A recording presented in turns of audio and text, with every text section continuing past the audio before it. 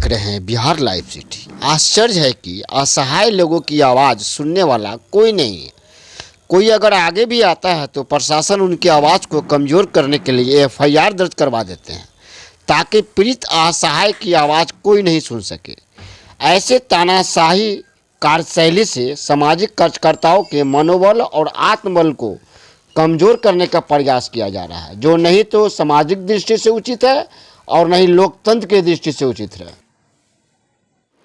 आप देख रहे हैं बिहार लाइव सिटी। मैं दीपक पटेल राम बागू चौक पे उपस्थित हूँ। आज हमारे बीच अशोक कुमार देशभक्त है। जी हैं, हम उनसे ये जानने का प्रयास करेंगे कि आज सुबह सुबह समाचार पत्रों के माध्यम से हमें ये जानकारी मिली है कि नगर आयुक्त महोदय ने अशोक कुमार देशभक्त पर एफआईआर किया। इसी संदर्भ में हम उनसे ये जानना चाह रहे हैं कि आखिर आप पर जो एफआईआर किया गया, किस बिंदु पर किया गया? सर, आप पर जो एफआईआर किया है, किस बिंदु को देखते हुए आप पर एफआईआर किया गया है? देखिए, मैं क्या बताऊं, बड़ी हास्यास्पद बात है कि नगर आयुक्त महोदय हमारे एक आईएएस ऑफिसर हैं। उनको ये पता नहीं कि ह्यूमन राइट्स एक्टिविस्ट फोरम का मतलब क्या होता है और मानवाधिकार आयोग जो हमारा है, राष्ट्रीय मानवाधिकार आयोग और राज्य मानवाधिकार आयोग जो है, उनका सिंबल क्या है ये नहीं मालूम। तो ये बहुत बड़ी चिंता के विषय बन रहा है और हास्यास्पद विषय है कि उनको इस बात की जानकारी नहीं है। दूसरी बात है कि कोई भी संस्था गैर सरकारी संस्था होने के नाते अपनी आवाज़ उठा सकता है। ये संविधान में अधिकार दिया गया है, मानवाधिकार में भी इसका अधिकार है। बहुत सारी हमारे पास साक्ष्य है।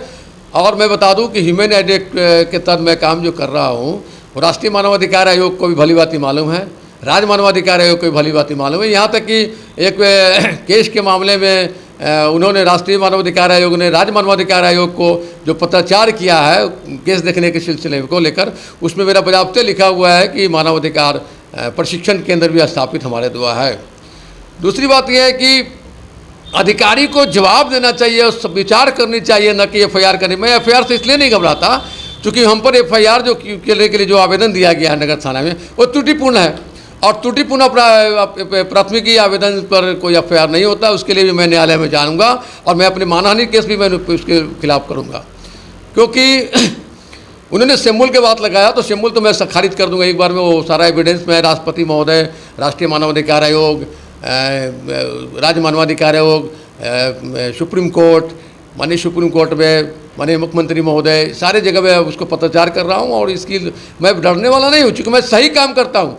डरे वो जिन्होंने गौ की हत्या की है, कानून विरोध काम किया है हुए, और जो ध्वस्त हुआ है इमारत सराय का, उसकी बिना जांच किए, बिना जिलाधिकारी महोदय का अनापत्ति लिए वो ध्वस्त किया गया और बिना उनके अनापत्ति के उसके सामान को बेचा गया, जो कीमती सामान थी। बहुत धरोहर ईंटा था, ईंट बहुत मजबूत है, आप देखा होगा आप लोगों ने, बहुत मजबूत ईंट थी, उसको भी बेच दिया गया।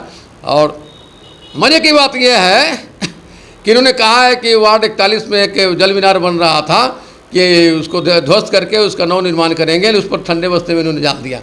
और भी मजे की बात है कि राष्ट्र के 74वीं स्वतंत्रता दिवस के उपलक्ष्य पर सभी राष्ट्र हर्षोल्लास के साथ पर्व मना रहे थे। वहीं इनके क्षेत्राधीन अति व्यस्ततम शहर मोती झील में नाव चलाया गया और नाव चलाने वाले जो थी पल्लवी सिन्हा महोदया, उनके द्वारा यह कहा गया, जिसका साक्ष्य हमारे पास में है, कि आज़ादी के इतने अरसे के पूर्व जो समय था वो सही था। उसके लिए हमने सभी जगह पत्राचार किया हूँ।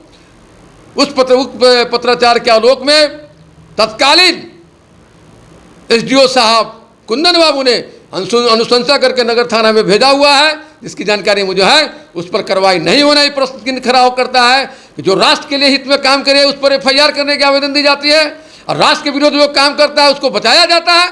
जरूर पैसे के लेन देन इसमें हुई है। ये सारी जाँच होनी चाहिए और जाँच मैं करा कर रहूँगा। मैं घबराने वाला, न्यायालय पर हमको भरोसा है, कानून पर हमको भरोसा है।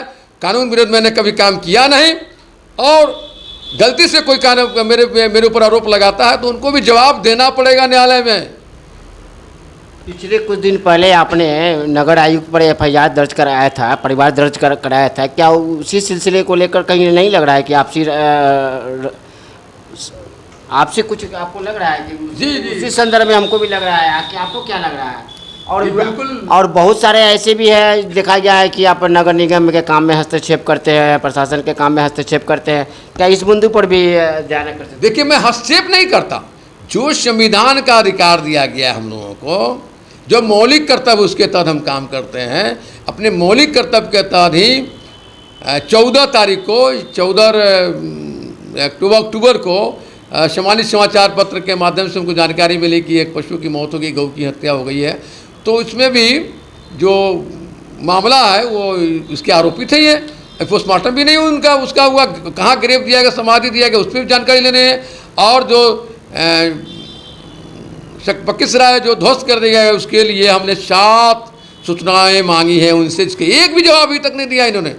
निश्चित तौर पर जो कार्य कर रहे हैं, फिरंगी सा कार्य कर रहे हैं। हमने आवेदन लिखा हूँ, सभी जगह आवेदन लिखा हूँ, जांच होनी चाहिए। जांच के ऊपर अगर मैं गलत हूँ तो मुझ पर कार्रवाई होनी चाहिए। अगर वो गलत है, उस पर कार्रवाई होनी चाहिए, अन्यथा मैं अनशन करूँगा। अगर मुझको गलत ढंग से जेल भेजा जाता है, FIR किया जाता है, तो मैं अनशन करूँगा, मैं आत्मदावी कर सकता हूँ। जब ऐसे ही सामाजिक कार्यकर्ता पर जब FIR होता रहेगा तो फिर कैसे कोई आम आदमी का आवाज़ उठा पाएगा? बिल्कुल सही आपने कहा है। सामाजिक कार्यकर्ता आज बिल्कुल निरीह है। सामाजिक कार्यकर्ता अपने उस रूप को उजागर करता है जो आज़ादी के पहले था, उस रूप से। और आज के पदाधिकारी बिना जांचे अगर कार्रवाई करते हैं तो वो फिरंगी सा काम करते हैं। जांच होगी, सत्यता सामने आएगी, मैं इस पर विश्वास रखता हूँ।